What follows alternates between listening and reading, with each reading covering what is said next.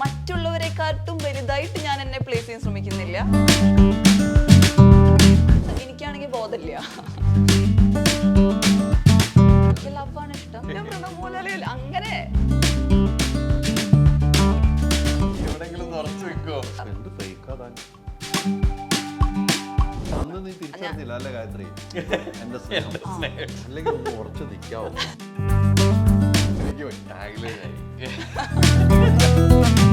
നമസ്കാരം. പുത്തൻ സിനിമയുടെ വിശേഷങ്ങൾ പങ്കുവയ്ക്കാൻ രണ്ട് അതിഥികൾ, രണ്ടുപേർക്കും സ്വാഗതം. അഭിരാമി അല്ലേ, പുതിയൊരു സിനിമ. എന്ത് തോന്നുന്നു? ഒരുപാട് സന്തോഷം. സിനിമ റിലീസാവുന്നു എന്നുള്ളത് വളരെയധികം സന്തോഷം. ഇപ്പോൾ സിനിമ തിയേറ്ററുകളിൽ എത്തിക്കാൻ എത്രണ്ടും ടഫാണെന്നുള്ളത് നമുക്ക് എല്ലാവർക്കും അറിയാലോ ചേട്ടാ. പക്ഷെ അതെത്തുമ്പോൾ വളരെയധികം സന്തോഷം. എന്താണ് കഥാപാത്രം? കഥാപാത്രം അഭിരാമി തന്നെയാണ്. പേര് തന്നെയല്ലോ കൊടുത്തിരിക്കുന്നു. എന്താണ് ആ പേര് തന്നെ കൊടുത്തിരിക്കുന്നത്? ഒരു നഴ്സാണ്, ദുബായിൽ വർക്ക് ചെയ്യുന്ന. അപ്പോൾ സോഷ്യൽ മീഡിയയിൽ വൈറലാവുന്ന ഒരു കഥാപാത്രമാണ്. ഓൾറെഡി വൈറലാണല്ലോ. അതെ, അതനുസരിച്ച് തന്നെയാണ് ഡയറക്ടർ വിളിച്ചോന്ന് തോന്നുള്ളൂ. ഇത്രയും വൈറലായിട്ടിരിക്കുന്ന ആളെ തന്നെ വെച്ചേക്കാന്ന് തീരുമാനിച്ചു തോന്നുന്നു. അതെ, അത് തന്നെയാണ് സാറും പറയണേ. ഏറ്റവും നല്ല ആള് തന്നെ ഗായത്രിയാണെന്ന് പറഞ്ഞ സാർ എല്ലാ ഇന്റർവ്യൂസിലും അഭിനയിക്കണ്ടായിരുന്നല്ലോ, നമ്മുടെ ജീവിതം കാണിച്ചാൽ മതിയല്ലോ. സോഷ്യൽ മീഡിയയിൽ അത്രയും ആക്റ്റീവായിട്ട് എന്തിനും പ്രതികരിക്കാനും എന്തും തുറന്നു പറയാൻ ആർജവം കാണിക്കുന്നതാണല്ലോ ഗായത്രി. ആ ഗായത്രി അഭിരാമിയായിട്ട് മാറുമ്പോഴും അതേ ഗായത്രി തന്നെയാണ്. അല്ല, അഭിരാമി എനിക്ക് തോന്നുന്നു ഇത്രയ്ക്ക് അങ്ങോട്ട് തുറന്നു പറയുന്ന വ്യക്തിത്വമല്ല. അഭിരാമിയുടെ പേഴ്സണൽ ലൈഫിലാണ് പ്രശ്നങ്ങൾ ഉണ്ടാവണേ. അതായത് ആ കുട്ടി ബൗണ്ടാണ്. അപ്പോൾ അതുകൊണ്ട് തന്നെ ആ കുട്ടിക്ക് ലിമിറ്റേഷൻസ് ഉണ്ട്. അത് വിട്ട് ആ കുട്ടിക്ക് പുറത്തേക്ക് പോകാനും പേഴ്സണൽ ലൈഫ് ഭയങ്കരമായിട്ട് എഫക്ട് ചെയ്യാൻ തുടങ്ങി. അതാണ് അഭിരാമിയുടെ കഥ. അങ്ങനെ കഥ അല്ല, നമ്മുടെയും പേഴ്സണൽ ലൈഫിൽ ഒത്തിരി പ്രശ്നങ്ങളുണ്ടെങ്കിൽ ഒത്തിരി സോഷ്യൽ മീഡിയ ചർച്ച ചെയ്തിട്ടുണ്ട്. ഓരോ കാര്യങ്ങൾക്ക് നമ്മൾ ഇങ്ങനെ പറയുമ്പോഴേ. പക്ഷെ എനിക്ക് പറയാൻ പറ്റുമായിരുന്നു ചേട്ടാ. പക്ഷെ അഭിരാമിക്ക് പറയാൻ അങ്ങനെ വ്യത്യാസം. അതെ അതെ. എങ്ങനെ പിടിച്ചു നിന്നു അപ്പം പറയാൻ പറ്റാതെ, പൊട്ടിത്തെറിക്കാൻ പറ്റാതെ? അത് പക്ഷെ ഭയങ്കര എക്സ്പീരിയൻസ് ആയിരുന്നു. അത് ആ ഒരു സമ്മർദ്ദം, നമ്മളാവാൻ പറ്റാത്തതിന്റെ ഒരു സമ്മർദ്ദം ഭയങ്കര. ഡയറക്ടർ വെച്ച് പാടുവിട്ട് കാണും. ഞാനും പാടും. നമ്മളൊന്നും പിടിച്ചിരിക്കണ്ടേ? എന്തും പറയാൻ ധൈര്യമായിട്ടിരിക്കുന്ന അഭിരാമി എന്ന കഥാപാത്രത്തിന് പറയാൻ പറ്റണില്ല. പറയണമെന്നുണ്ട് താനും. സിനിമ കഴിഞ്ഞിട്ട് പറയാം നമുക്ക്. സിനിമ കഴിഞ്ഞിട്ട് ആ സിനിമ കണ്ട് ഇങ്ങനെയായിരുന്നല്ലോ ഗായത്രി ഈ അഭിരാമി ആയതെന്ന് സിനിമ കണ്ട് തീരുമാനിക്കട്ടെ അല്ലേ? വർഷങ്ങൾക്ക് ശേഷം, സൂപ്പർ ഹിറ്റ് സിനിമയ്ക്ക് ശേഷം അടുത്ത സിനിമ റിലീസ് അല്ലേ? ഹാപ്പി അല്ലേ? എങ്ങനെയുണ്ടായിരുന്നു? ദുബായ് ഒക്കെ ആയിരുന്നല്ലോ ലൊക്കേഷൻ? ദുബായ് ആയിരുന്നു. അടിച്ചു പൊളിച്ചു എന്ന് പറഞ്ഞാൽ നമുക്ക് ടൈറ്റ് ഷൂട്ടായിരുന്നു. അതിൻ്റെ ഇടയ്ക്ക് കിട്ടിയ സമയം നമ്മൾ തകർത്തു. ഒരു ഇപ്പം ഒരു സോഷ്യൽ മീഡിയ ആക്റ്റീവ് എന്ന നിലയിലേക്കാണ് ഗായത്രി നിൽക്കുന്നത്. അതെ, അഭിരാമിയുടെ കഥാപാത്രം അത് തന്നെയാണ്. ഈ സബ്ജക്റ്റ് പറയപ്പെടേണ്ട സബ്ജക്റ്റും നമ്മൾ കേൾക്കേണ്ട സബ്ജക്റ്റുമായിട്ട് തോന്നിയത് കൊണ്ടായിരിക്കുമല്ലോ കൈ കൊടുക്കുന്നത് അല്ലേ? അങ്ങനെ തോന്നാനുള്ള കാരണം എന്തായിരിക്കും? അതായത് ഇപ്പം റീസെൻ്റ്ലി നമ്മൾ സോഷ്യൽ മീഡിയ ഒരുപാട് അഡിക്ഷൻ കാണുന്നുണ്ട്. അപ്പം അതിൻ്റെ ഒരു പോസിറ്റീവ് സൈഡും നെഗറ്റീവ് സൈഡും ഒക്കെ നമ്മൾ ഈ ഒരു ചിത്രത്തിൽ കൂടി ചർച്ച ചെയ്യുന്നുണ്ട്. അതാണ് അതിൻ്റെ ഒരു ഇമ്പോർട്ടൻറ്റ് തിങ് എന്ന് പറയുന്നത്. ഈ അഭിരാമി എന്ന കഥാപാത്രത്തെ ഗായത്രി എന്ന നിലയിലേക്ക് എങ്ങനെയാണ് വിലയിരുത്തുന്നത്? പുള്ളിക്കാരിയുടെ 100% ആത്മാർത്ഥതയോടുകൂടി അഭിരാമി തകർത്തിട്ടുണ്ട് എന്നാണ് എൻ്റെ ഒരു അഭിപ്രായം. ഈ ഗായത്രിയുടെ ഇതിനു മുമ്പ് പരിചയം ഉണ്ടായിരുന്നോ? ഇല്ല, ഞങ്ങൾ ഈ മൂവിയിലാണ് പരിചയം. ഗായത്രിയുടെ സോഷ്യൽ മീഡിയ പേജുകളൊക്കെ ഫോളോ ചെയ്തിട്ടുണ്ടോ? ഞങ്ങൾ പരിചയപ്പെട്ട് കഴിഞ്ഞിട്ടാണ് ഞാൻ കൂടുതലായിട്ട് ഫോളോ ചെയ്യാൻ തുടങ്ങിയത്. അപ്പം എന്ത് തോന്നി?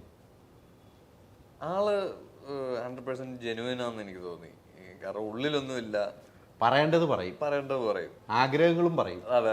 ഇഷ്ടമുള്ള ഒരു സ്വീകരിച്ചാൽ മതി അല്ലേ ഗായത്രി? നമ്മുടെ ആഗ്രഹം പറയാൻ നമുക്ക് എന്താ കുഴപ്പം അല്ലേ? എത്രയോ ആഗ്രഹങ്ങൾ നമ്മൾ പങ്കുവെച്ചു. എസ്പെഷ്യലി ചേട്ടാ, ഞാൻ വളരെ വലുതായി ആഗ്രഹിക്കുന്ന ഒരാളാണ്. ചെറിയ ആഗ്രഹം പറഞ്ഞാൽ വലിയ നല്ല കാര്യമാണ്. ഒരുപാട് ആഗ്രഹിക്കുക എന്നുള്ളതാണ്. എന്നാലേ കുറച്ചെങ്കിലും നമുക്ക് കിട്ടുള്ളൂ, ചെറുതെങ്കിലും കിട്ടുള്ളൂ.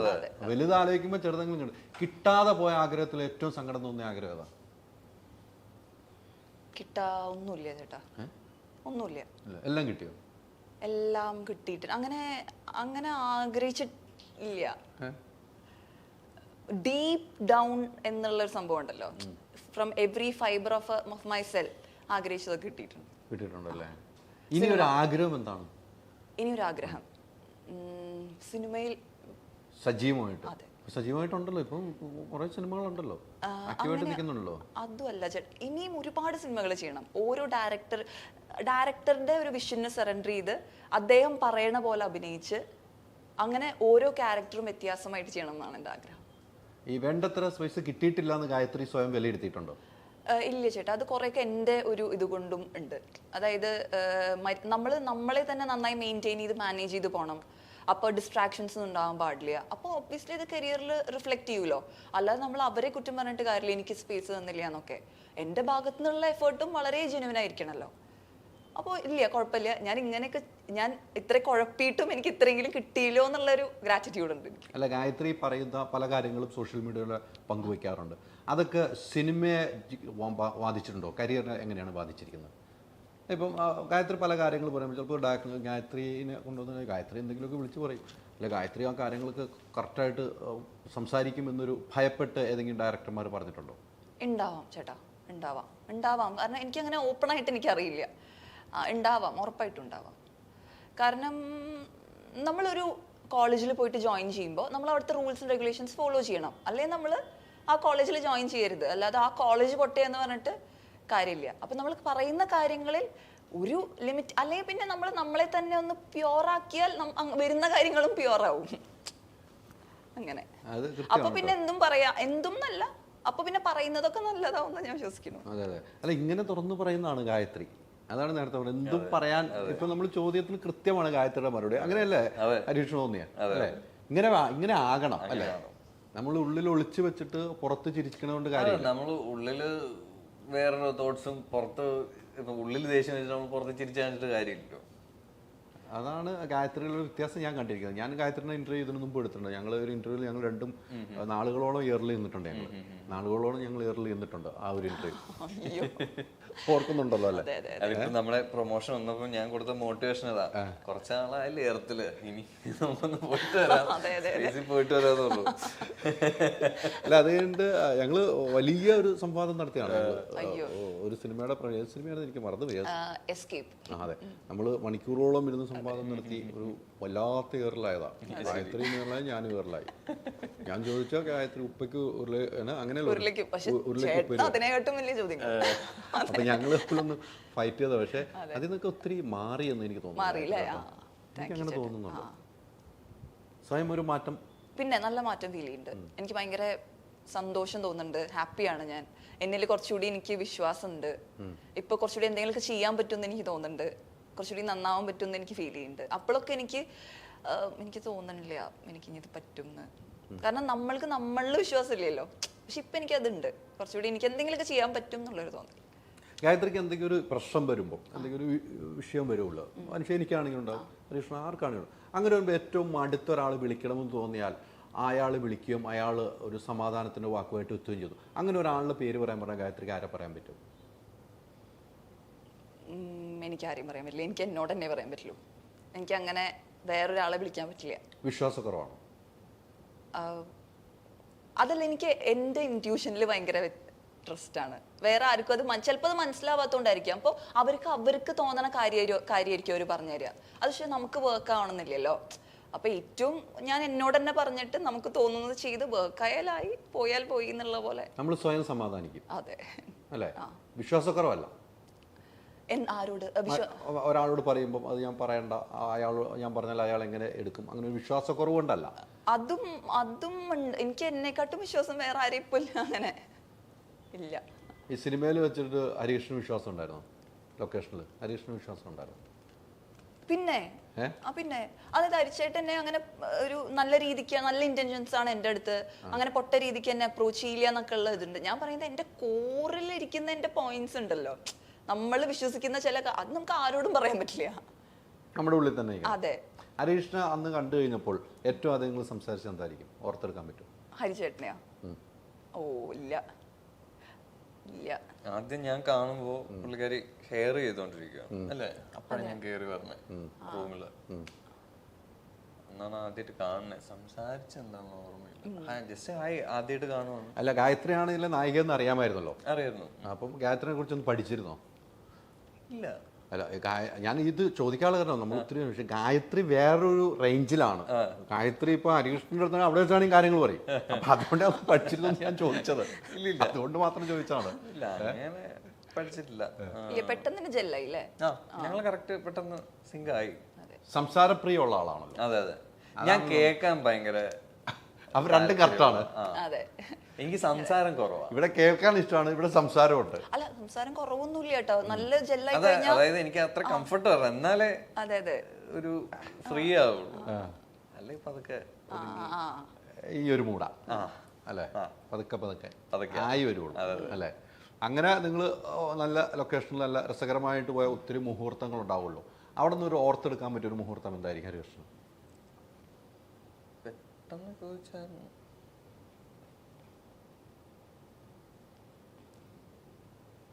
ഫുള്ള് വെള്ളം മണ്ടത്തരങ്ങളുടെ ഒരു സംസ്ഥാന സമ്മേളനം. പക്ഷെ ഇപ്പം കുറച്ചുകൂടി സ്പിരിച്വലി എനിക്ക് തോന്നുന്നു, എനിക്ക് അടുത്തിരിക്കുമ്പോൾ കിട്ടുന്നുണ്ട് ഒരു കുറച്ച് അപ്ഗ്രേഡ് ആയി എന്ന് തോന്നിക്കുന്ന രീതിയിൽ. അങ്ങനെ ഞാൻ മാക്സിമം ട്രൈ ചെയ്തിട്ട് തോന്നിപ്പിക്കാൻ മാക്സിമം. പക്ഷെ അത് ഫലം കണ്ടെന്നുള്ളതാണ്, ശ്രമം ഫലിച്ചു. ഇതാണ് അഭിനയം എന്ന് പറയുന്നത്. ഇടയ്ക്കിടയ്ക്ക് ഞാൻ ചങ്ങലക്കിട്ട സിംഹത്തിന് വലിച്ചൊരു വെളിയിടും. ഇടയ്ക്കറിയാതെ പുറത്തേക്ക് വരെങ്കിലും.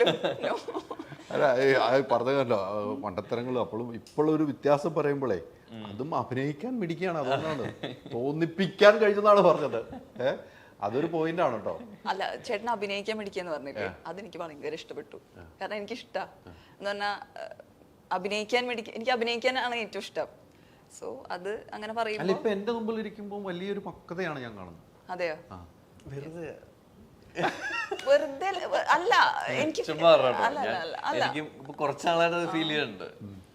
അല്ല ഈ ഇടയ്ക്ക് നമ്മൾ മെച്യൂരിറ്റി. അതാരാണ് ഉപദേശം? ആരാണ് ഉപദേശം? ഞാൻ എല്ലാം നമ്മൾ സ്വയമാണ്. സ്വയമല്ല ചേട്ടാ, എനിക്ക് അതെ സ്വയമാണ്. അങ്ങനെ വേണ്ട, നമുക്ക് ഇങ്ങനെ ഒന്ന് മാറാം, ഒന്ന് മാറി ചിന്തിക്കാം. മാറി ചിന്തിക്കാം എന്ന് പറഞ്ഞു കഴിഞ്ഞാൽ മാറി ചിന്തിക്കാം. അതെ, എവിടെങ്കിലും ഉറച്ചു നിൽക്കോ? അല്ലെങ്കിൽ ഒന്ന് ഉറച്ചു നിൽക്കാവോ? അല്ലെ ഞങ്ങൾ പോയിട്ട് വരാം, ഞങ്ങൾ രണ്ടുപേരും. അതല്ല, ആദ്യം തോന്നും പറയാമെന്ന്, പിന്നെ ഒന്നും പറയണ്ട അപ്പൊ അങ്ങനെ. അതാണ് നേരത്തെ പറഞ്ഞ, അതായത് ഓപ്പൺ ആയിട്ട് സംസാരിക്കും, ഇപ്പൊ ഒന്ന് ചിന്തിക്കും. ആ ഒരു ചിന്ത വരുന്നുണ്ട്, അത് ഞാൻ പറയണോ? അതല്ല ചേട്ടാ, ഉള്ളിൽ കുറെ ആൾക്കാരുടെ എന്ന് പറഞ്ഞു കഴിഞ്ഞാൽ അതൊക്കെ ഉള്ളതുകൊണ്ട് നമുക്ക് നമ്മളെ പറ്റി ഒരു നല്ല ഒരു ഇതില്ലാതെ പോവില്ലേ, അതൊക്കെ എനിക്കൊന്ന് മാറ്റണം എന്നുണ്ടായിരുന്നു. എനിക്ക് എന്നെ തന്നെ വളരെ ഇഷ്ടമുള്ള ഒരാളാണ്, അതൊക്കെ പോയിണ്ടായിരുന്നു. അതെനിക്ക് തീരെ സഹിച്ചില്ല. അത് അങ്ങനെ ഒരു ശരിയാണ് ഈ പറയുന്ന വളരെ മോശകരമായ നിലയിലേക്ക് പോണ പോലെ തോന്നി, സ്വയം തോന്നി. നമ്മൾ പറയുന്ന കാര്യങ്ങൾ വേറെ രീതിക്ക് വരുന്നു. അത് നമ്മളൊരു മാറ്റം വേണമെന്ന് പ്രതീക്ഷ, ആ ഒരു മാറ്റത്തിലേക്ക് വന്നു എന്ന് എനിക്ക് തോന്നുന്നു ഗായത്രി കേട്ടോ. എനിക്കിവിടെ ഇരുന്നപ്പോൾ ഞാൻ അത് തന്നെ അതിൽ തന്നെ പിടിച്ചോണ്ട് എനിക്ക് അങ്ങനെ തോന്നി. ഇനിയിപ്പോ ഇനി മറ്റു ഇന്റർവ്യൂ കാണുമ്പോൾ എങ്ങനെയാണെന്ന് എനിക്കറിയാൻ പറ്റില്ല. എന്റെ മുമ്പിൽ എന്തായാലും അങ്ങനെ എനിക്ക് തോന്നി. വേറെ എവിടെയും പൊട്ടത്തരവും ഇതും കാര്യങ്ങളൊക്കെ പറയുന്നത് എനിക്കറിയില്ല. ഇപ്പൊ ഹരീഷൻ പറയുന്നുണ്ട്, പക്ഷെ എനിക്ക് തോന്നുന്നു അതിനൊരു ക്വാളിറ്റി ഉണ്ട് തോന്നുന്നു. ആ പൊട്ടത്തിന് ക്വാളിറ്റി ഉണ്ട്, നമ്മളങ്ങനെ തള്ളുന്നില്ല അല്ലേ? തള്ളുന്നില്ല, വലിയ തള്ളില്ല, ചെറിയ ഒരു ഓട്ടോറിക്ഷ തള്ളുന്നുള്ളൂ. ട്രെയിനൊക്കെയാണ് തള്ളിക്കൊണ്ടിരുന്നത്. അതല്ല, എനിക്ക് തോന്നുന്നു ഇപ്പൊ കുറച്ചുകൂടി മറ്റുള്ളവരെക്കാട്ടും വലുതായിട്ട് ഞാൻ എന്നെ പ്ലേസ് ചെയ്യാൻ ശ്രമിക്കുന്നില്ല. എന്താ പറയാ, വലിയ തള്ളുകാരുടെ അടുത്ത് നമ്മൾ താഴെ നിന്നും തള്ളുള്ളൂ. അങ്ങനെയല്ല, ഉദാഹരണം വേണമെങ്കിൽ പറയാം നമുക്ക്. അങ്ങനെയല്ല, എനിക്ക് എന്നെ പറ്റി കോൺഫിഡൻസ് ഉണ്ടെന്നേ ഉള്ളൂ, അല്ലാതെ ഞാനാണ് ഏറ്റവും വലുത് എന്നുള്ള ഒരു ചിന്ത എനിക്കില്ല. അപ്പൊ പണ്ട് അങ്ങനെ ഉണ്ടായിരുന്നല്ലേ? പണ്ട് അങ്ങനെ ഉണ്ടായിരുന്നെങ്കിലും അത് എനിക്ക് അഡോപ്റ്റഡ് ആണ് ചേട്ടാ, ബോറോഡാണ്. ഞാൻ ബേസിക്കലി ഞാൻ അങ്ങനത്തെ ആളല്ല ചേട്ടാ. You are A genius.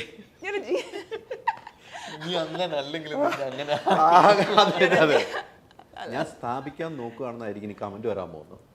അല്ല അത് കുഴപ്പം. പക്ഷെ പണ്ട് ആ സമയത്ത് 2 വർഷം മുമ്പ് എനിക്ക് ചേട്ടനോട് ദേഷ്യം തോന്നിയിട്ടുണ്ടായിരുന്നു. എനിക്ക് ഭയങ്കര സ്നേഹമാണ് ഫീൽ ചെയ്യുന്നത്. അതെ, 2 വർഷം മുമ്പ് അമ്മ കണ്ടു നമ്മുടെ അന്നത്തെ ഇന്റർവ്യൂ. അപ്പൊ അമ്മ അവസാനം പറഞ്ഞൊരു ഡയലോഗ്, പക്ഷെ ആൾക്ക് നിന്നോടൊരു സ്നേഹമുള്ള പോലെ ഫീൽ ചെയ്യുന്നുണ്ടെന്ന് അന്ന് അമ്മ പറഞ്ഞു. അമ്മ അന്ന് പറഞ്ഞു. അന്ന് നീ തിരിച്ചറിഞ്ഞില്ല അല്ലേ ഗായത്രി? എന്റെ സ്നേഹം സ്നേഹം വല്ലാത്ത പ്രശ്നമുണ്ട് ഗായത്രി, ഇപ്പോഴെങ്കിലും തിരിച്ചറിഞ്ഞു. അതെ അതെ അതെ. അത് എനിക്ക് സമാധാനമായി. എത്ര പേരുടെ മുമ്പിൽ എന്റെ അമ്മ അന്ന് എന്നെ തിരിച്ചറിഞ്ഞു. സാക്ഷിയാൻ എനിക്ക് പറ്റിയില്ല. പറ്റിയില്ല. അന്ന് ഞങ്ങൾ ഒറ്റയ്ക്ക് ഇരുന്നാ ഫൈറ്റ് ചെയ്തത്. അന്ന് അമ്മ കണ്ടറിഞ്ഞു എനിക്ക് സ്നേഹമുള്ള മനുഷ്യനാണ്. ഇപ്പൊ ഗായത്രിയും തിരിച്ചറിഞ്ഞു. എനിക്കും സന്തോഷമായി. ഇനി ഇന്റർവ്യൂ എടുത്തില്ലെങ്കിൽ കുഴപ്പമില്ല എന്നുള്ള രീതിയിലേക്ക് പോയി. ടാഗ്ലൈനായി. ആ ടാഗിലൊന്ന് പറഞ്ഞേ. ഹൈദരാലിയുടെ സ്നേഹം. അല്ല, അന്ന് തിരിച്ചറിഞ്ഞ അമ്മ. ഹൈദരാലി സ്നേഹമുള്ള മനുഷ്യനെന്ന് ഞാൻ അമ്മ അന്ന് തിരിച്ചറിഞ്ഞു. അതാണ് ഹൈലൈറ്റ്. എന്നിട്ടും ഗായത്രി എന്നെ തിരിച്ചറിഞ്ഞില്ലല്ലോ. അല്ല, ചേട്ടൻ അതല്ലേ പറയണേ, അതായത് ചേട്ടൻ സ്നേഹമുള്ള മനുഷ്യനാണെന്ന് ഞാൻ തിരിച്ചറിഞ്ഞു, അതല്ലേ താങ്കൾ പറയണേ? അതെ അതെ, ഞാൻ പറഞ്ഞ അതാണ്. ഇപ്പൊ ഗായത്രി അങ്ങനെ പറഞ്ഞപ്പോ ഞാൻ പറഞ്ഞു എനിക്കറിയില്ലോ. ഗായത്രി പറഞ്ഞ ഞാൻ അപ്പൊ പറഞ്ഞാരാ അന്ന് ഇന്റർവ്യൂ എടുത്തപ്പോഴും എയറിൽ ചെയ്തപ്പോ അമ്മ തിരിച്ചറിഞ്ഞു ഹൈദരാലിക്ക് എന്തോ സ്നേഹമുള്ള പോലെ. കുറെ ചോദ്യങ്ങൾ നമ്മൾ ചോദിക്കുന്നില്ലേ ഉള്ളൂ. ചോദ്യങ്ങൾ കൃത്യമായിട്ട് മറുപടി. നമ്മൾ എന്തൊക്കെ ചോദ്യങ്ങൾ ചോദിച്ചു, ആ ചോദ്യത്തിനൊന്നും ഇപ്പൊ പ്രസക്തമില്ല. അതെല്ലാം കഴിഞ്ഞു പോയ കാലഘട്ടമാണ്. എങ്കിലും ഒന്ന് ചോദിക്കട്ടെ, പ്രണയം ഇപ്പൊ ആരോടാണ്? പ്രണയം ആരോടും ഇല്ല. നിർത്തി നിർത്തി നല്ല ചേട്ടാ, ആരോടും എനിക്ക് പ്രണയം ജീവിതത്തിനോടാണ്. അതെ, അതിപ്പോ അങ്ങനെ തന്നെ പറയാ. കറക്റ്റ് കേട്ടോ. അതെ, അത് പരീക്ഷ കൃത്യം. അത് തന്നെ ഇപ്പൊ എല്ലാം അവിടെ ജീവിതത്തിലെ കൊണ്ട് നിർത്തിയിരുന്നത്. അതുകൊണ്ട് കറക്റ്റ് അവിടെ വേണ്ട, ഇവിടെ പറഞ്ഞോളൂ. അല്ല, അത് പറയാനേ വന്നേ, പക്ഷെ അത് റിപ്പീറ്റേഷൻ ആവുമല്ലോ വെച്ചിട്ട് പറഞ്ഞില്ല. എനിക്ക് ആരോടും പ്രണയമില്ല ചേട്ടാ, ആരോടും പ്രണയമില്ല. തുറന്നു പറഞ്ഞവരൊക്കെ വേണ്ടാന്ന് വെച്ചോ? തുറന്നു പറഞ്ഞവരൊക്കെ വേണ്ടാന്ന് വെച്ചോ? നമ്മൾ സ്വയം വേണ്ടാന്ന് വെച്ചോ തുറന്നു പറഞ്ഞവരൊക്കെ? പറഞ്ഞ പോലെ ചേട്ടാ, എനിക്കിപ്പോ കുറെ പണികൾ ചെയ്യാനുണ്ട്. പ്രണയിക്കാൻ സമയമില്ല, പ്രണയം പറയാനും സമയമില്ല അല്ലേ? വിഷമം തോന്നിയിട്ടുണ്ടോ? എന്തിന്? ഇല്ല ഇല്ല. എന്തിന് വിഷമം തോന്നിയിട്ടുണ്ടോ? നമ്മൾ ഈ പറഞ്ഞ ആളുകളൊന്നും സ്വീകരിക്കാതെ വന്നപ്പോ വിഷമം തോന്നിയിട്ടുണ്ടോ? ഇല്ല ഇല്ല, വിഷമം തോന്നിയിട്ടില്ല. കാരണം ഞാൻ ജെന്യുവൻ ആണോ? വെറുതെ ഇപ്പൊ നമ്മൾ എന്തെങ്കിലും പറഞ്ഞിട്ട് കാര്യമില്ലല്ലോ. You have to be genuine in what you say. മനസ്സിലായോ? അപ്പൊ നിങ്ങൾ ചേട്ടൻ ചോദിക്കപ്പോ അന്ന് ജെന്യുവൻ ആയിരുന്നില്ലേ എന്ന്. അപ്പൊ അന്ന് ഞാൻ ജെന്യുവൻ ആയിട്ടാണത് പറഞ്ഞത്. എന്തിനിപ്പോ ചേട്ടൻ എന്തിനെ പറ്റിയിട്ടാ ചേട്ടൻ ചോദിക്കണേ? യു ആർ എ ജീനിയസ് ചേട്ടാ, യു ആർ എ ജീനിയസ്. എനിക്ക് അത്രേ പറയുള്ളൂ ഈ അവസരത്തിൽ. പ്രണയം എന്ന് പറഞ്ഞ സാധനം എനിക്കൊന്നും പറയല്ലേ, ഞാൻ നിർത്തി. എനിക്കൊന്നും പറയല്ലേ. അല്ല, ഞാൻ എവിടെ എത്തുന്നു ഗായത്രി മുൻകൂട്ടി മനസ്സിലാക്കി. അതെ അതെ, ഞാൻ എവിടെ എത്തുന്നു ഗായത്രി മുൻകൂട്ടി മനസ്സിലാക്കി. അല്ലേ? അല്ലേ? അതല്ലേ അല്ല, എനിക്ക് തോന്നിയിരിക്കുന്നത് പുള്ളിക്കാരി പ്രണയമല്ല, പുള്ളിക്കാരുടെ ഒരു ആഗ്രഹം, അത് ഒരു ക്രഷ്, ഇൻഫാക്ച്വേഷൻ, അങ്ങനത്തെ സംഭവങ്ങളാണ് പുള്ളി പറഞ്ഞേക്കണത്. അത് പ്രണയം എന്ന് നമുക്ക് പറയണമെങ്കിൽ അത് രണ്ടുപേര് സംസാരിച്ച് വർക്കൗട്ട് ആകേണ്ട ഒരു കേസാണ് പ്രണയം. അല്ലേ? നമുക്ക് തോന്നിയത് നമുക്കൊരാളോട് തോന്നി നമ്മൾ പറഞ്ഞു. വേണമെങ്കിൽ സ്വീകരിക്കട്ടെ, ഇല്ലെങ്കിൽ പോട്ടെ, ഇത്രയൊക്കെ ഉള്ളൂ അല്ലേ? അത്രയും ഇല്ല, അത്രയും ഡെപ്തും ഇല്ല. അത്രയും ഇല്ല, അത്ര ഡെപ്തും ഇല്ല. എന്ത് ഫേക്കാതാൻ? അഖിൽ മാരാർ പറഞ്ഞ പോലെ ഞാൻ ഒറിജിനൽ ആയ ഒരു ഫേക്കാണ്. അല്ല, അതല്ല അതല്ല ചേട്ടാ. ഞാൻ എന്താ പറയേണ്ടത്? എനിക്ക് സ്റ്റക്ക് എന്നുള്ള പോലെ. അല്ല, ഫേക്ക് എന്ന് പറഞ്ഞ എങ്ങനെയാ? അതെ അതെ, ഫേക്ക് എന്ന് പറഞ്ഞ ഫേക്ക് ഒന്നിലുമില്ലാന്ന് പറയുമ്പോഴേ അങ്ങനെ ഹരീഷ്ണന്റെ ഉദാഹരണം പറഞ്ഞില്ല. നമുക്കൊരാളെ അറിയാതെ നമുക്ക് എങ്ങനെയാ ആളോട് നമുക്ക് എന്നെ സ്വീകരിക്കാൻ പറയാ? ഒരിക്കലും പറയാൻ പറ്റില്ല. പക്ഷെ നമുക്ക് ഒരാളുടെ പെരിഫറൽ ആയിട്ടുള്ള സ്വഭാവം കാണുമ്പോൾ നമുക്ക് തോന്നുമായി കലക്കൻ മനുഷ്യൻ. പിന്നെ ആള് ഭയങ്കര യുണീക്ക് ആണെന്നൊക്കെ നമുക്ക് ഒളിച്ചു കളിക്കേണ്ട ആവശ്യമില്ലല്ലോ. യുണീക്ക് ആണെന്നൊക്കെ പറയുന്നു. അപ്പൊ ആ സമയത്ത് എനിക്കാണെങ്കിൽ ബോധമില്ല. അപ്പൊ നമ്മൾ ഓരോന്ന് വിളിച്ചു പറയുന്നു. പണ്ട് തൊട്ടേ നമ്മൾ പറയില്ലേ, എന്താ പറയാ, ഇപ്പൊ കാവ്യമാധവൻ ഒരു ഇന്റർവ്യൂല് പറഞ്ഞിട്ട് പണ്ട് ഞാൻ മോഹൻലാലിനെ കല്യാണം അങ്ങനെ പറയാറുണ്ട്. അതുപോലെ ഞാൻ പ്രണവ് മോഹൻലാൽ അങ്ങനെ എന്നെ കൊണ്ട് തോറ്റു ഞാൻ ചേട്ടാ.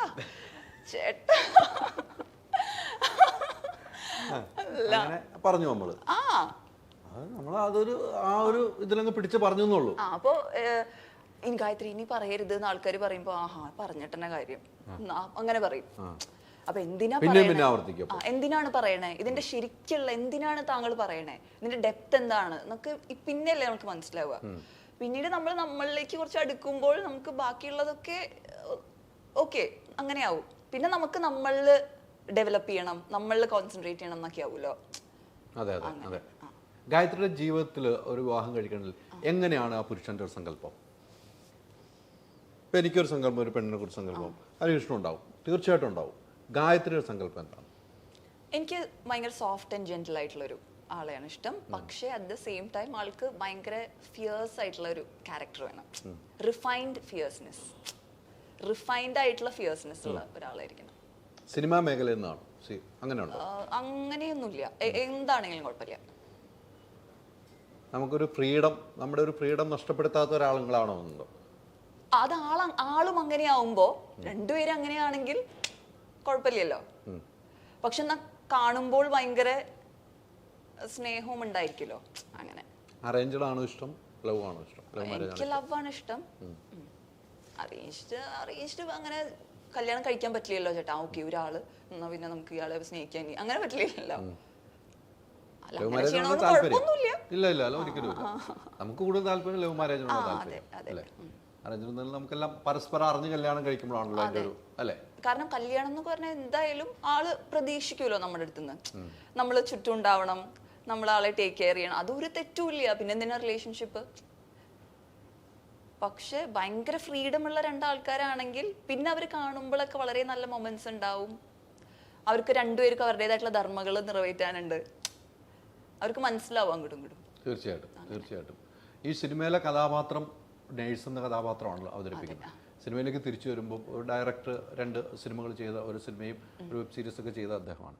അദ്ദേഹം ദുബായ് ബേസാണ്. ഞാൻ അദ്ദേഹത്തിന് എനിക്ക് അറിയാവുന്നതുകൊണ്ട് ഞാൻ ചോദിച്ചു. ഡയറക്ടറിൻ്റെ അടുത്തേക്ക് നമ്മൾ പോകുന്നത് അല്ലേ? ഒരു സിനിമയിൽ നിന്ന് അടുത്ത ഡയറക്ടറിലേക്ക് ഹരീഷണമാണല്ലേ? ഈ ഡയറക്ടറിനുള്ള ഒരു പോസിറ്റീവ് വശം എന്താണ്? ഭയങ്കര ഡിഗ്നിഫൈഡ് ആയിട്ടുള്ള ഒരു ഡയറക്ടറാണ്. വളരെ ഡിഗ്നിഫൈഡ് ആയിട്ടുള്ള ഡയറക്ടറാണ്.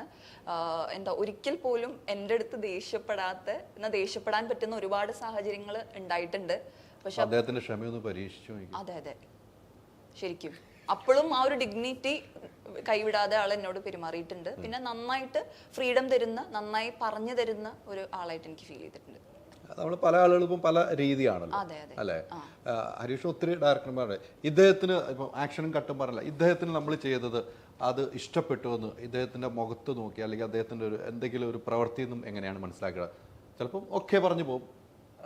അത് ചോദിച്ചു തന്നെ മനസ്സിലാക്കണം. കാരണം എനിക്ക് തോന്നുന്ന എല്ലാ വികാരങ്ങളും ഒരേ മൂഡിൽ തന്നെയാണ് ഫേസിൽ ഞാൻ കണ്ടിട്ടുള്ളത്. നമ്മള് ഒരു സീൻ കഴിഞ്ഞു കഴിഞ്ഞാൽ നമ്മളത് ഡയറക്റ്റ് ചോദിച്ച് തന്നെയാണ് അറിയാൻ പറ്റുള്ളൂ. ഹാപ്പി ആണോ അതോ സാറ്റിസ്ഫൈഡ് ആണോ എന്നുള്ളത്. ഈ പറഞ്ഞ പോലെ കുറേ സിനിമകളായി അല്ലേ? പല സിനിമകളും പല രീതിക്കുള്ള വലിയ വലിയ സിനിമകൾ ഉൾപ്പെടെ ചെയ്തു വന്നതാണ്. ഹരികൃഷ്ണൻ ഈ പറഞ്ഞ പോലെ വേണ്ടത്ര രീതിക്ക് ഓരോ സിനിമയിൽ വേണ്ട സ്പേസ് കിട്ടാതെ പോയിട്ടുണ്ടെന്ന് എനിക്ക് സ്വയം തോന്നിയിട്ടുണ്ട്. ഞാൻ ഹരികൃഷ്ണനടുത്ത് ഓപ്പണാണ്, എനിക്ക് സ്വയം തോന്നുന്നുണ്ട്. അങ്ങനെ ഹരികൃഷ്ണൻ ചിന്തിച്ചിട്ടുണ്ടോ? ഒരു സുഹൃത്ത് വലയത്തിലുള്ളൊരു കളിയുണ്ട് ഹരി. അതെ അതെ. അതിൻ്റെ അപ്പുറത്തേക്ക് പോകണമെങ്കിൽ പിന്നെയും വലിയ കടമ്പകൾ ഉണ്ടെന്ന് ചിന്തിച്ചിട്ടുണ്ടോ? ഉണ്ട്. അതായത് ഞാൻ ആഗ്രഹം കൊണ്ട് സിനിമയിൽ വന്ന ഒരാളാണ്. ഒരു ചെറുപ്പം തൊട്ട് സിനിമ മോഹം മൂത്തിട്ട് ഞാൻ മഹാരാജസിൽ അഡ്മിഷൻ എടുത്ത ഒരാളാണ്. കാരണം എൻ്റെയൊക്കെ നാട്ടിൽ നിന്ന് സിനിമയിൽ വരിക എന്ന് പറഞ്ഞു കഴിഞ്ഞാൽ വളരെ അന്നത്തെ കാലത്ത്, അതായത് സോഷ്യൽ മീഡിയ ഒക്കെ എനിക്കൊന്ന് ഫേസ്ബുക്കൊക്കെ സ്റ്റാർട്ട് ചെയ്ത് തുടങ്ങിയ സമയമാണ്. അപ്പൊ അങ്ങനെ ആഗ്രഹം കൊണ്ട് ഞാൻ എങ്ങനെ സിനിമയിലെത്തുക എന്നുള്ളത് വന്നു കഴിഞ്ഞപ്പോഴത്തേക്കും നമ്മൾ കേട്ടിട്ടുണ്ട് മഹാരാജസിൽ കുറെ പ്രതിഭകള്. അപ്പൊ അങ്ങനെ നേരെ മഹാരാജസിൽ അഡ്മിഷൻ എടുത്ത് ഓഡീഷൻ അറ്റൻഡ് ചെയ്തു. അങ്ങനെയാണ് എൻ്റെ സിനിമയിലേക്കുള്ള എൻട്രി. ഈ ഞാൻ ഒരു മനസ്സിലാക്കിയെടുത്തോളം നമുക്ക് അത്രയ്ക്ക് ആഗ്രഹങ്ങളും നമ്മുടെ ആഗ്രഹം ആത്മാർത്ഥമാണെന്നുണ്ടെങ്കിൽ നമുക്ക് കിട്ടേണ്ടത് കിട്ടും എന്ന് തന്നെ അങ്ങനെ തന്നെ ഒരു വിശ്വാസമുള്ള ഒരാളാണ്. അപ്പൊ ആ ഒരു ഫ്ലോയിൽ നിൽക്കുക, പിടിച്ചു നിൽക്കുക എന്നുള്ളതാണ് അതിലെ കാര്യം. പിടിച്ചു നിൽക്കണമെങ്കിൽ ഇന്നല്ലെങ്കിൽ നാളെ വർക്കൗട്ട് ആവും എന്നുള്ളൊരു പ്രതീക്ഷ. പിടിച്ചു നിൽക്കാൻ ബുദ്ധിമുട്ടാണ് അല്ലേ? അതെ, അങ്ങനെ തോന്നി. വരാനും കുറച്ചുകൂടി എളുപ്പമാണ്. പക്ഷെ വരാൻ നമുക്ക് എവിടെയെങ്കിലും ഒന്ന് കയറി പറ്റാം. പിടിച്ചു നിൽക്കാനാണ് എന്നുള്ളതാണ്. സിനിമ വലിയ കടല് പോലെയാണ്. എത്രയോ തിരമാലകൾ നമ്മൾ കൊണ്ടുപോകുന്ന അറിയോ? അവിടെ പിടിച്ചു നിൽക്കുക എന്നുള്ളതാണ് ഏറ്റവും വലിയ പാട്. അതാണ് ഏറ്റവും വലിയ ഉദാഹരണം. ഗായത്രി പറഞ്ഞപ്പോൾ അത് തന്നെയാണ് ഗായത്രി ശ്രദ്ധിച്ചു അല്ലേ ഗായത്രി? കാരണം വെച്ചാൽ ഇപ്പോൾ അങ്ങനെ കുഴപ്പമില്ലല്ലോ, എല്ലാവർക്കും സിനിമയിലേക്ക് വരണം. ഇപ്പൊ വീട്ടിലാണെങ്കിലും പെൺകുട്ടികളെ വിടാനും സ്റ്റിഗ്മയൊന്നുമില്ല, എല്ലാവർക്കും സിനിമയിൽ വരാൻ അത്ര കോമ്പറ്റീഷൻ ഉണ്ട്. ഓരോ സിനിമയിലും പുതിയ പുതിയ ആൾക്കാരെ വന്നോണ്ടിരിക്കണേ. ഓപ്പണിംഗ് ഭയങ്കര ഓപ്പണിംഗ് ഇപ്പൊ ഒരു സിനിമ ആണെങ്കിൽ ഓപ്പണിംഗിൽ എത്രയോ പേരെ വിളിക്കുന്നുണ്ട്.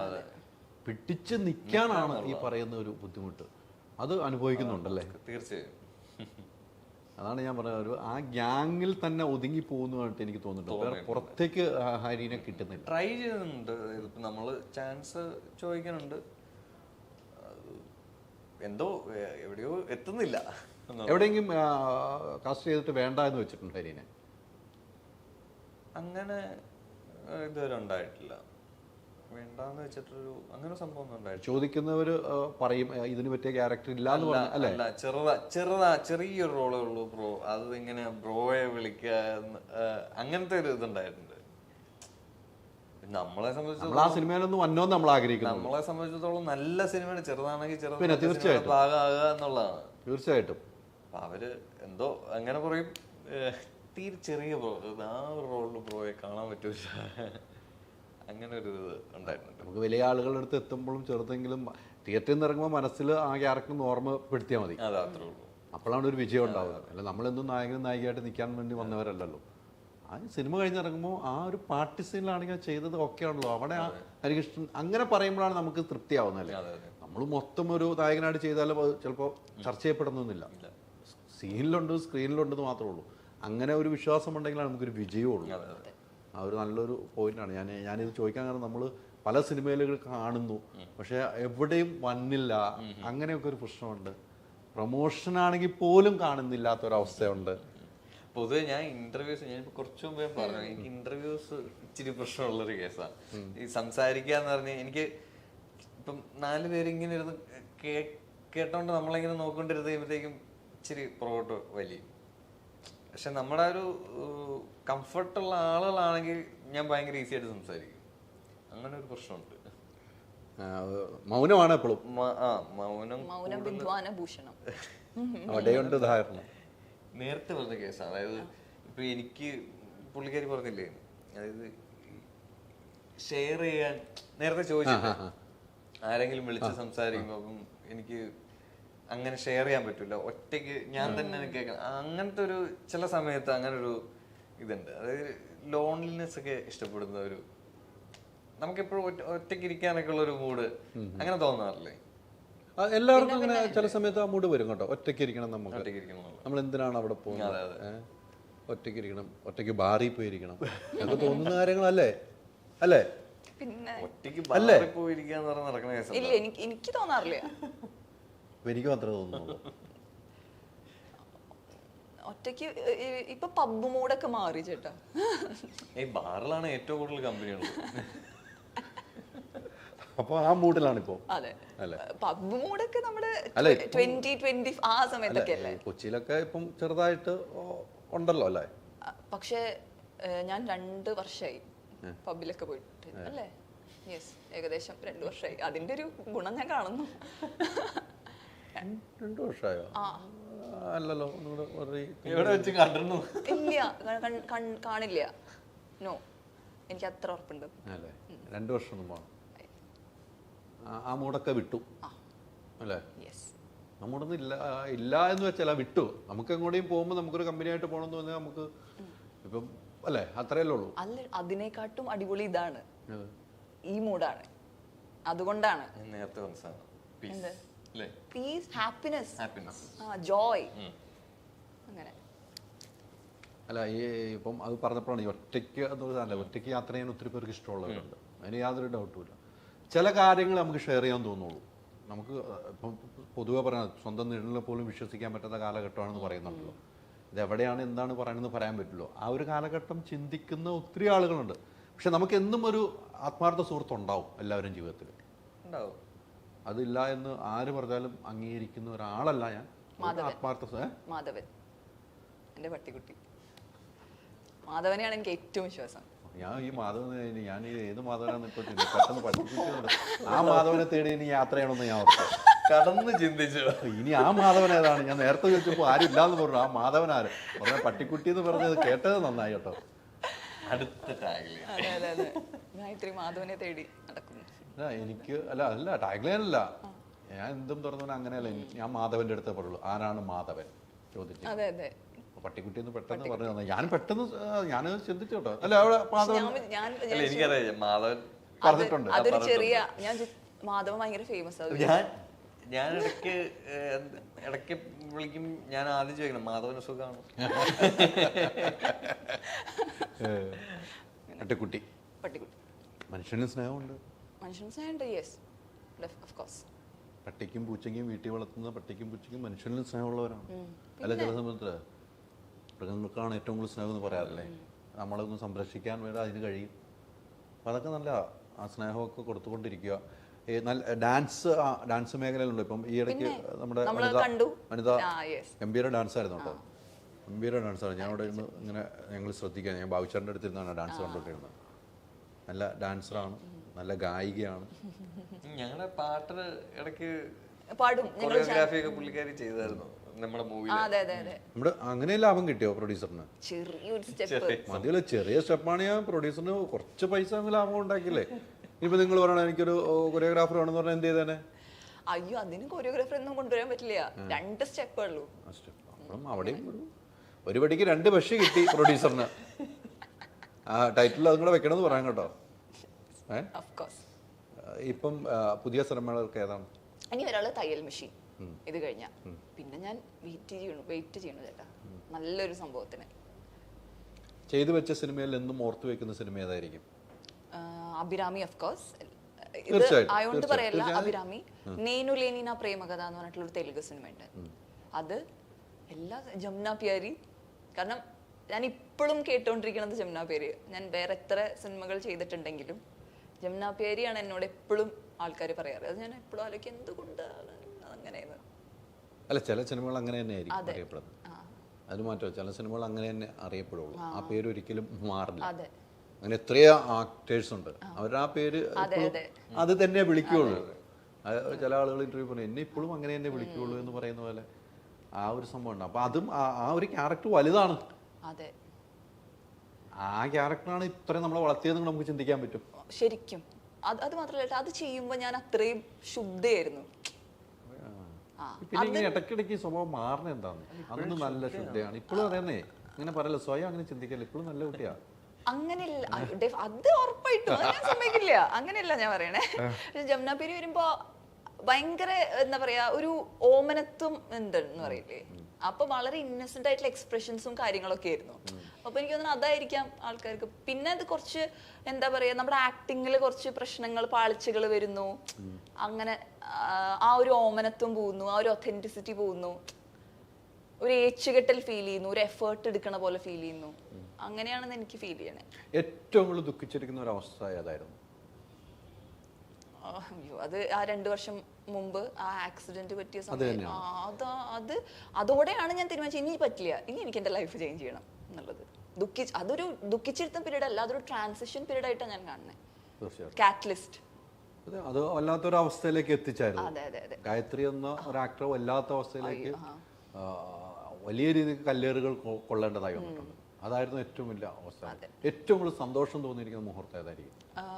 ഞാൻ മിസ് കേരള ജയിച്ചപ്പോ ആ സ്റ്റേജാണ് എനിക്ക് okay I can do something എന്നുള്ളൊരു ഫീല് തന്നെ. എന്തായാലും ഗായത്രി ഇനിയും ഒത്തിരി ഒത്തിരി സിനിമകളിൽ അഭിനയിക്കുക. മധുര മനോഹരമായ ഒരു ഗാനത്തോടെ അവസാനിപ്പിക്കാൻ നമുക്ക്. കൂടും കൂടെ രണ്ടുപേരും കൂടെ അല്ല കൂടുന്നത്, തുടങ്ങിയ വെച്ചാൽ ഇവിടെ കൂടുള്ളൂ. അല്ല, ഹരി കൂടും, ഹരി കൂടും, ഹരി കൂടും. ഹരി അത് ഹരി ഏതും പിടിക്കും. Ready, 1 2 3 start.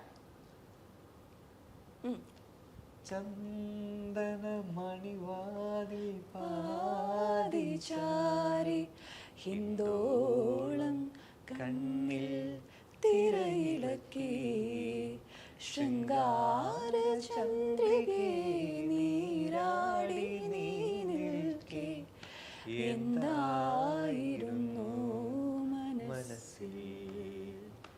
ചന്ദനമണിവാതിൽ പാതിചാരി ഹിന്ദോളം കണ്ണിൽ തിരയിളക്കി ശൃംഗാര ചന്ദ്രികേ നീരാടി നീ നിൽക്കേ എന്തായിരുന്നു മനസ്സിൽ. സൂപ്പർ. തമിഴ് പാടാന്ന് പറഞ്ഞപ്പം പെട്ടെന്ന് 1 2 3 പറഞ്ഞിട്ട് സ്റ്റാർട്ട് പറഞ്ഞു. ഒരു 2 ലൈൻ തമിഴ് നോട്ട്. ഒരു മിനിറ്റ് കേട്ടാ.